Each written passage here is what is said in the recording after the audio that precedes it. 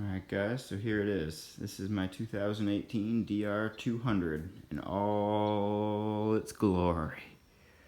Oh yes. Before I get into the specs of this bike, I'm just going to show a couple of things that I've done to it because I want this to be more of a bike check than a bike review. Letting my viewers know what I'm riding essentially. It is a 2018 Dr200 as I said. It is a air-cooled carbureted motorcycle. Kind of the carbs haven't been getting much love these days from people on the internet. Everybody wants their fuel injection. Not me. I like to be able to work on my bikes myself. If something goes wrong with them, I don't want to have to send them back to the computers at the dealership, plug it in. That stuff's yucky to me. I want to be able to tear that bitch out, clean it, work on it myself, the way I just did with that one. Here's another bike check for you right there. That's another project I'm working on. Anyway, back to this one. This is my main ride. Things I've done to it so far. Put these on. I've had this bike for a month so far. I've got about 1,000 miles on it myself. I put the Wolfman. Had to look and read it. I'm looking at the screen. I had to get it in view before I could remember what brand it was. Wolfman front fender bag. It's gonna have a spare front tire tube in it. Right now I just got a set of gloves in there. I got this military surplus pouch I got at the surplus store. It kind of makes a perfect little, I like to call it a nut bag because it fits right by your nuts. Perfect for holding your wallet, spare key, whatever you need. Toll money, not that you're getting this thing up on a toll highway. I got the Chase Harper trunk bag, and I have made a cargo mount, a cargo rack underneath it. I had to, that one over there came with a rack. It wasn't installed on it, but I don't like that one with the rack on it. I like that one as like a little cafe racer, and racers aren't supposed to have cargo racks. But anyway. So I sacrificed the rack. I cut it up to shit, which some of you are probably going to hate me for cutting up an antique rack. But hey, what are you going to do? I needed to make a rack. I didn't want to spend $100. And just flat painted it black. As you can see, it's starting to come off in some spots. But I've got this registered as both a ATV and a motorcycle in my state, so I can pretty much go anywhere I fucking want without getting in trouble, as long as it's an ATV trail, but I go pretty much anywhere, mountain bike trails, whatever. Yeah, some of the things that they've changed on this bike. This bike has been around since like mid-80s or something like that. But recently, a couple years ago, I think in 2015, they changed the rear fender.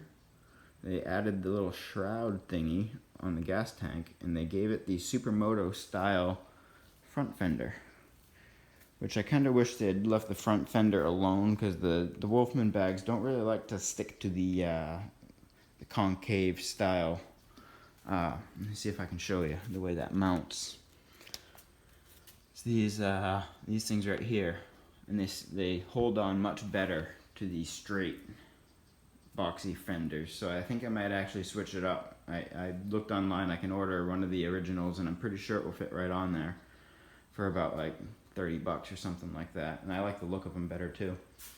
I liked the look of the retro style Dr200s in general. I mean, they changed to the the circle style speedometer. I preferred the old had the retro square ones, and the key was built right. It was cooler looking in my opinion. The rear fender also was cooler looking. It kind of came with a little bit of a rack on it, so you didn't really need to MacGyver stuff in place like I did.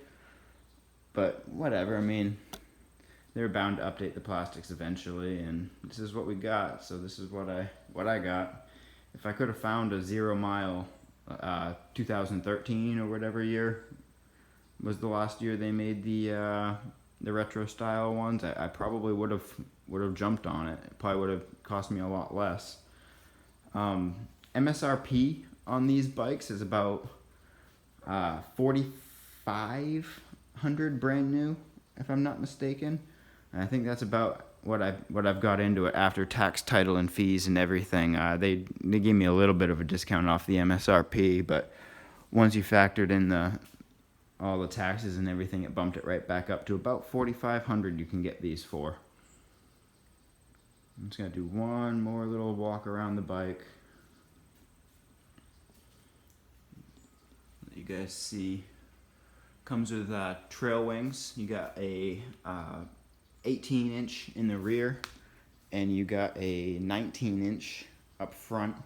You got disc up front, drum in the back.